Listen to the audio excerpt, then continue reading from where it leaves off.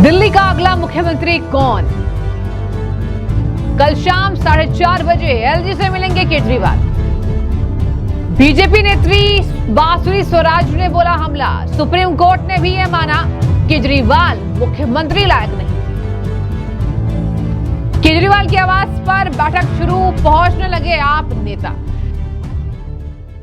दिल्ली का मुख्यमंत्री कौन होगा, अभी बड़ी चर्चा चल रही है और तमाम टीवी डिबेट्स में यही गहमागहमी है, आप वर्सेस कांग्रेस वर्सेस बीजेपी। मैंने बीच में कांग्रेस का नाम इसलिए लिया क्योंकि संदीप ने आम आदमी पार्टी को एक कंपनी बता दिया है। संदीप ने कहा असली मुख्यमंत्री नहीं, केवल एक कंपनी के मालिक हैं केजरीवाल, बाकी सब नौकर हैं। और देखिए, ये कांग्रेस नेता संदीप दीक्षित के बोल हैं। कहीं ना कहीं कांग्रेस इससे ताल्लुक रखती होगी, बट मजबूरन नहीं बोलेगी। लेकिन चलिए आपको बताऊंगी मैं क्या है शुरुआती लक्षण इस सरकार के। देखिए, जेल से बाहर निकल गए केजरीवाल और सुप्रीम कोर्ट ने कहा भैया अपना साइन करेंगे ना, आप यहां पर मुख्यमंत्री के पद पर जितने काम होते वो करेंगे, आपको हर काम एलजी से पूछ कर करना है। तो इज्जत बची है नहीं। केजरीवाल ने कहा कट्टर ईमानदार नेता हूं, भगवान हनुमान, भगवान शिव, न जाने किस भगवान का नाम नहीं लिया होगा कि मैं उनका भक्त हूं। अब इसी पर बता दें आपको, कल 4:30 बजे शाम को एलजी सचिवालय जाएंगे मुख्यमंत्री केजरीवाल जी और यहां उपराज्यपाल विनय सक्सेना से मुलाकात करके इस्तीफा सौंप सकते हैं। इधर आ जाइए, यहां पीएससी बैठक हो रही है लगातार। इसमें क्या होता है कि विधायक दल के नेता चुनने की पूरी कवायद तेज होती है, जो कि होना शुरू हो गया है। सौरभ भारद्वाज हो जाएं, तमाम बड़े आप नेता केजरीवाल के घर पर मिलने जा रहे हैं। अभी विजुअल सामने आ रहे थे, राघव चड्ढा, सभी नेता, मतलब जितने नेता हैं इनके, संदीप पाठक से लेकर सभी नेता, बड़े दिग्गज नेता। लेकिन अलग बात है, संदीप दीक्षित जी कह रहे हैं, कांग्रेस के नेता शीला दीक्षित जी के बेटे, कि एक कंपनी है, ये कोई पार्टी नहीं है आम आदमी पार्टी। आम आदमी पार्टी एक कंपनी है, मालिक केवल केजरीवाल है और सब आसपास के उनके नौकर हैं। अब आपको बता दें, ऐसा इसलिए कह रहे हैं क्योंकि आप समझ जाइए, संदीप दीक्षित के इन वर्ड्स में बहुत राज छुपे हुए हैं। साफ संदीप दीक्षित ने यह इशारा दे दिया है कि बिना इसके कुछ नहीं होने वाला, ये सिर्फ केवल सियासी ड्रामा है।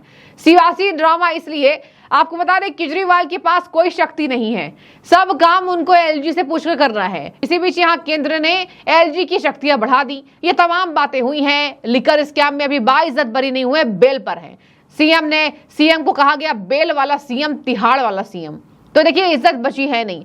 यही वजह है कि बांसुरी स्वराज, एक जानी मानी वकील और बीजेपी की नेत्री सुषमा स्वराज जी की बेटी, खूब हमला बोला है उन्होंने, आपको मैं सुनाऊंगी। और उन्होंने साफ कह दिया है कि यह नैतिकता नहीं है।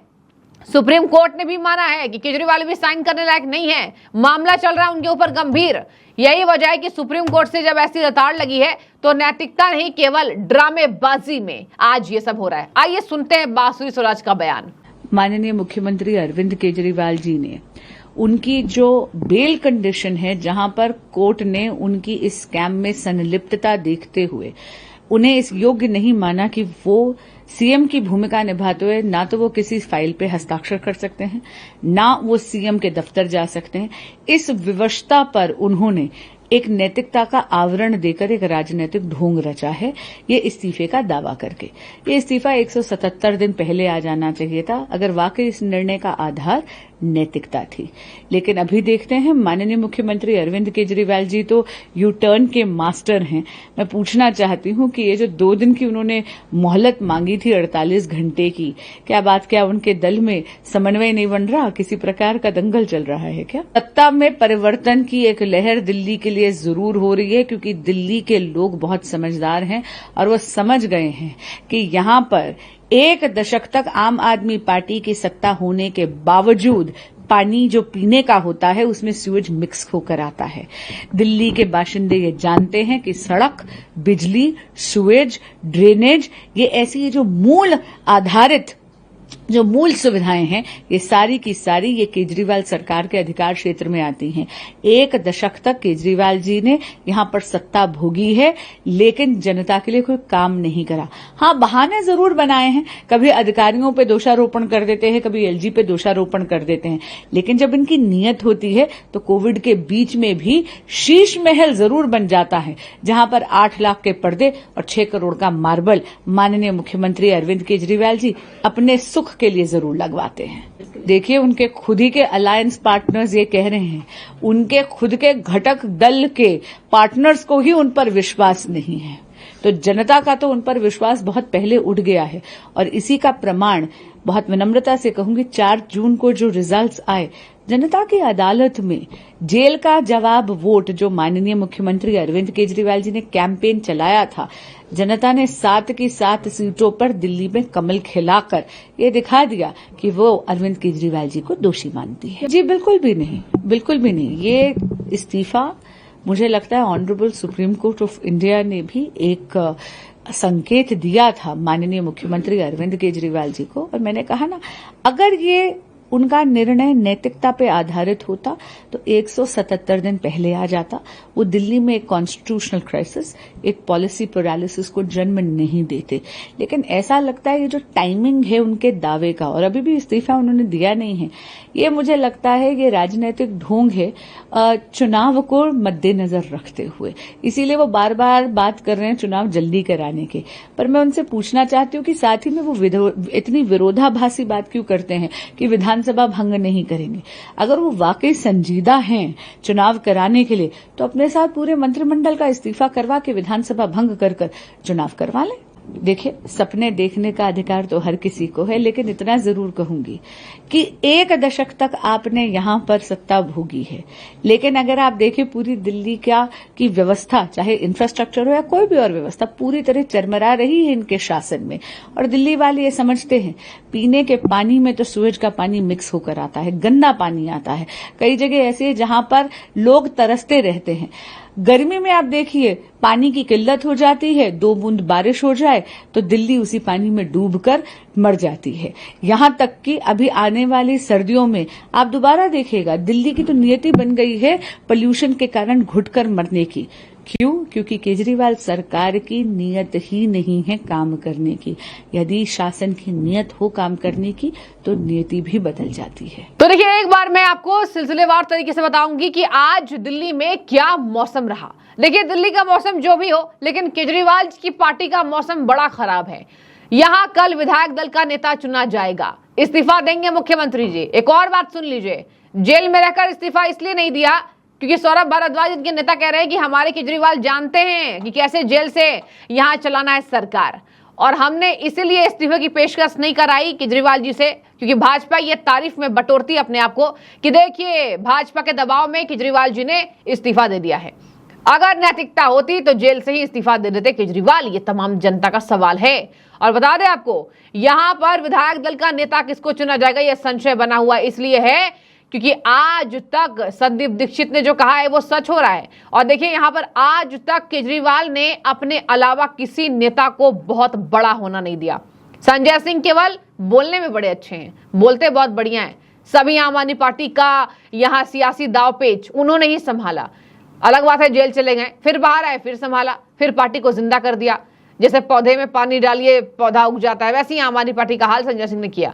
और वाकई बड़े नेता है, बोलते अच्छा है, तो पार्टी की इज्जत थोड़ी बचा के रखी है उन्होंने, क्योंकि चलो कम से कम पार्टी तो दिख रही है। आप एक नेता का नाम सोचिए, कोई नहीं है केजरीवाल के आसपास जहां यहां कहा जा रहा है कि मुख्यमंत्री उन्हें बनाया जा सकता है। एक बात मैं आपको और बता दूं, बासुरी स्वराज पेशे से वकील हैं। उन्होंने साफ तौर पर ये अपने एक्सपीरियंस से कहा है, अगर नैतिकता होती तो पूरे विधायकों को इस्तीफा दिलवा के विधानसभा भंग क्यों नहीं कर रहे हैं। ये तमाम सवाल है।